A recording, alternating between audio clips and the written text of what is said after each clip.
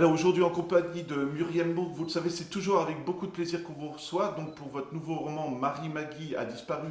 Alors c'est la collection Ex Aequo, collection rouge. Polar, mais aussi nostalgie, on va dire. D'où vous vient un petit peu l'idée de ce roman, tout simplement?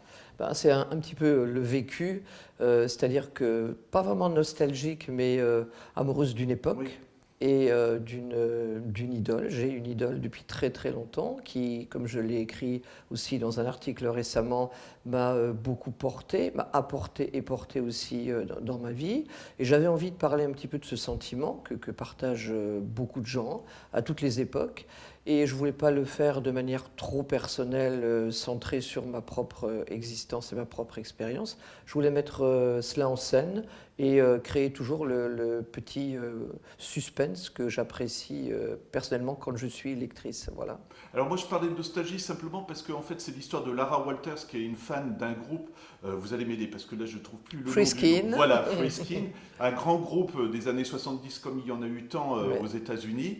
Et elle est tellement. Alors, c'est pour ça que je dis nostalgique parce qu'elle a grandi. Enfin, elle vit dans le souvenir parce que. Comme on le disait juste avant de filmer, Ouais. ça fait peut-être un peu vieux con, mais c'était quand même bien les années 70. Et elle a envie de revivre cette époque parce que la chanteuse a disparu.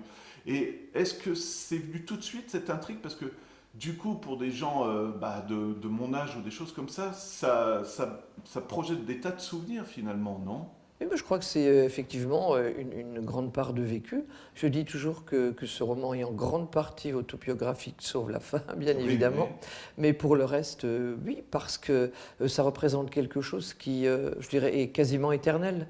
Quand on a connu et vécu, bon, moi j'étais trop jeune pour connaître vraiment les années 60, j'ai connu après, mais je pense que ce sont des choses qui ont marqué tellement l'époque et notre époque encore actuelle qui continue de la marquer, parce que beaucoup de choses ont démarré à ce moment-là. Mhm. L'envie de liberté, le désir de liberté, l'impression d'un monde sans limite, toutes ces choses-là, une créativité immense dans tous les domaines artistiques, tout ça demeure encore aujourd'hui, heureusement. Mhm. Alors du coup, ça se passe principalement à San Francisco. Est-ce que vous Oui. aviez besoin d'y être? Je sais que vous y êtes allé, mais est-ce que c'est ce qui vous a inspiré ou est-ce que c'était déjà l'idée Encore une fois, je dis nostalgie, c'est un vilain mot, je sais que... Mais en tout cas, vous étiez dans des souvenirs que vous vouliez utiliser pour un roman? Bah, déjà, la nostalgie, c'est pas du tout un vilain mot. Je trouve ça, moi, Ouais. très bien. Je trouve que le passé, le présent et le futur font partie de la vie des gens et il n'y a absolument rien à acheter. C'est-à-dire que je suis allé à San Francisco déjà plusieurs fois auparavant et ce qui m'a donné l'envie d'aller à San Francisco, bon, j'aime beaucoup les États-Unis en général, Mhm. mais c'est justement cette passion pour cette musique et puis pour mon idole. Donc je voulais aller, j'ai préparé ces voyages, il y en a eu plusieurs, un peu comme des pèlerinages Ouais. à la manière de Lara Walters. J'ai pris mes renseignements, j'ai contacté aussi des gens à droite, à gauche, j'ai lu énormément de bouquins et puis voilà, je me suis fait mon petit road trip voilà, sur les traces de mes idoles et surtout de mon idole. Voilà, alors justement, Idol, le parallèle, c'est Freeskin, le groupe Oui, n'existe pas du tout. non, pas du Mais tout. ce que je trouve passionnant, c'est vraiment, c'est très crédible et on se retrouve encore dans ces ambiances un peu Woodstock ou des choses comme ça, Ouais. où le groupe fait venir du monde, c'est les jeunes. Enfin, comment vous avez créé le groupe justement, tout simplement? Et même, il y a des paroles, hein, des fois, il y a des chansons que vous citez qui n'existent pas, quoi, en fait, hein. Mais j'ai créé tout ça, je pense, à partir d'un imaginaire qui repose beaucoup sur ce que j'ai écouté et que j'écoute encore, hein, la musique de cette époque. Bon, je parle naturellement de Janis Joplin, puisque c'est pour moi c'est vraiment mon idole, mais également des Doors, Jim Mhm. Morrison, de toute cette époque-là, de Grateful Dead, Jefferson Airplane, qui sont des groupes que j'ai écoutés, réécoutés, que j'écoute encore, et dont vraiment je lis les paroles, parce que c'est aussi ce qui m'a donné envie. De voyager, je pense, envie d'être vraiment ce que je suis, envie d'être quelqu'un du libre. Et je dis toujours que c'est pour moi une grande partie de ce que je suis aujourd'hui vient de cette construction, puisque c'est à l'adolescence que quand même beaucoup de choses se déterminent. Mhm. Et c'est ça que je trouve intéressant parce que pour le coup, vous le dites, c'est vraiment des souvenirs personnels.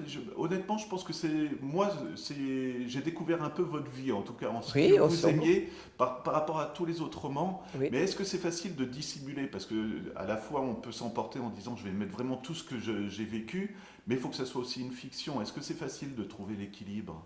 Oh, je pense que oui, parce que dès le départ, quand on crée un personnage, quand j'ai créé Lara Walters, bon, qui a beaucoup de traits communs au niveau de ce passé, de ses goûts musicaux, au niveau de ce qu'elle est, on ne sait pas trop ce qu'elle est en fait. Ce que je livre, effectivement, c'est je dirais le premier roman autobiographique en quelque sorte, c'est tout ce qui tourne autour de la musique, de ce vécu, de cette...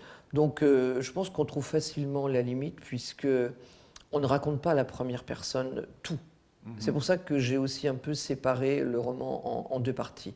Exactement. Pour ne pas m'impliquer de manière trop personnelle, parce que j'avais envie qu'il y ait quelque chose qui soit vraiment de la fiction et dans lequel aussi des gens puissent se retrouver. Parce que ce genre de road trip sur les traces d'une idole, que ce soit l'acteur, que ce soit le chanteur, le groupe, je pense que beaucoup de gens l'ont vécu ou ont envie de le vivre. Et je crois que ça, c'est un lien, ça forme comme une tribu en fait. C'est ce que je vous ai dit, moi j'ai partagé quelque chose comme ça, je ne le dirai pas comme ça, mais je sais ce que ça veut dire. Et il y a quelque chose d'idiot, par exemple, c'est le film avec Tom Hanks ou La boîte de chocolat, ça y est, Forrest Gump, où il y a une scène, paraît-il, où c'est un parking dans le désert. Ils ont dû aménager maintenant parce qu'il y a tellement de gens qui viennent pour se remémorer du film que ça risquait de faire des accidents.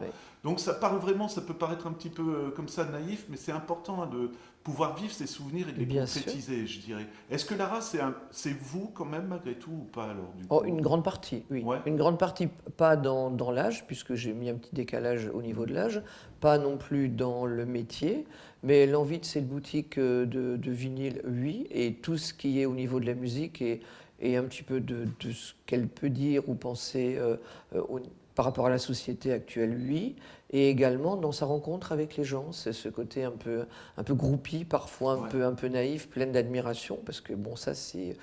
Moi je pense profondément qu'il y a des personnages cultes, qu'il y a des endroits cultes, qu'il y a des choses mythiques, et je trouve ça génial, quoi. Voilà. Lara, alors, c'est marqué policier, moi je dirais c'est plus roman d'enquête. Vous voyez, je dis film, mais je dirais plus roman d'enquête parce que au départ, elle veut écrire un livre sur le groupe, c'est ce qui l'amène à San Francisco.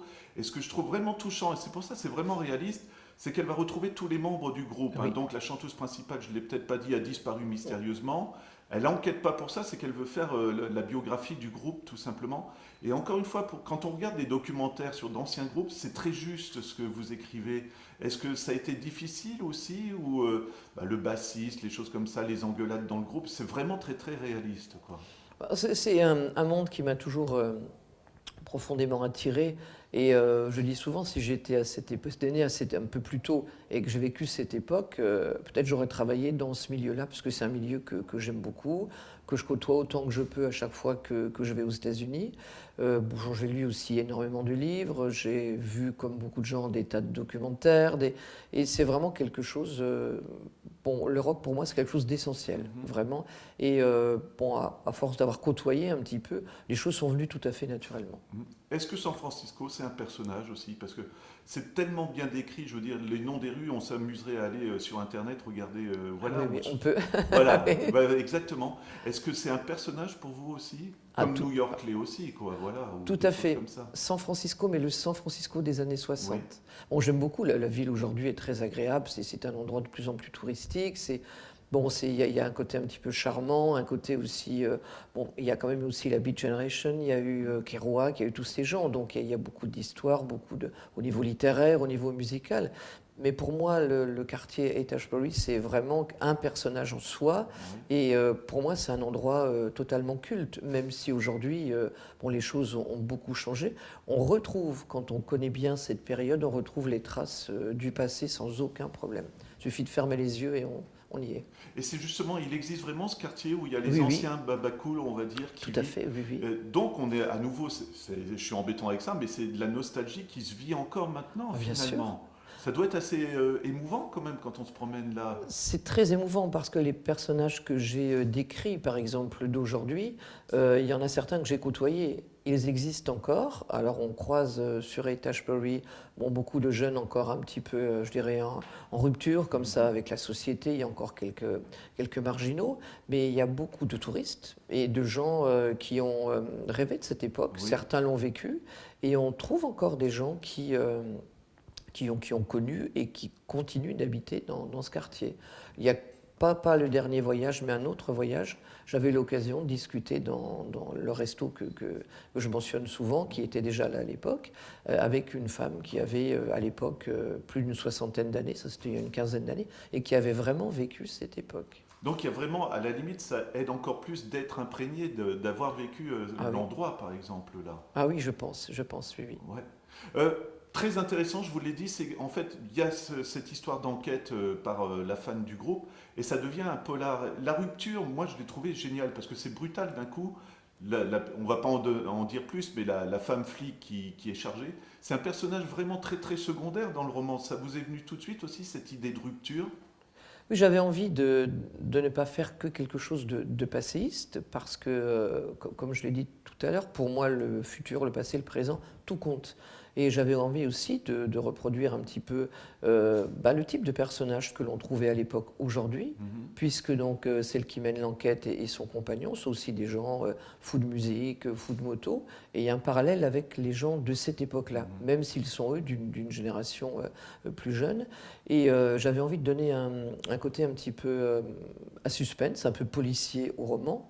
Et j'ai trouvé ce biais parce que l'idée de cette femme policière m'était déjà venue. Et je me suis dit, tiens, pourquoi pas glisser ce personnage dans un roman? C'est quelque chose que j'avais eu envie de travailler précédemment. Le personnage, en fait, est attachant. Voilà. On revoit un petit peu dans l'épilogue parce que, bon, il y a un avenir, on va dire, entre l'amitié qui est née aussi avec lorsqu'elle a rencontré la fille de l'ex-détective privé. Donc il y a encore quelque chose, elle va rester attachée à San Francisco. Je pense que quand on a vécu un voyage pareil, quand on a un passé musical pareil, on est toujours attaché à ces endroits cultes, donc elle sera toujours attachée. Mais à un moment donné, je crois qu'il fallait à la fois qu'elle reste présente, mais mettre un point final à l'histoire, quoi. Voilà. Bah, Muriel, moi je vous le dis comme ça, mais je vous remercie parce que ça rappelle des tas de souvenirs. Tous ceux qui ont une passion ou quelque chose comme ça, votre roman, ça touche juste. Voilà, tout simplement, je voulais vous le dire comme ça. C'est Et gentil. même sans avoir été à San Francisco, on y est. On ressent la chaleur, on a envie d'aller découvrir les quartiers. Donc, bah voilà, moi simplement je vous dis merci pour ce roman parce que ça m'a vraiment touché. Je rappelle le titre, hein, donc c'est Marie McGee a disparu aux éditions Ex Aequo. Muriel Bourg et encore une fois la collection rouge. Et merci vraiment, c'est un grand plaisir de lire ce roman. Voilà.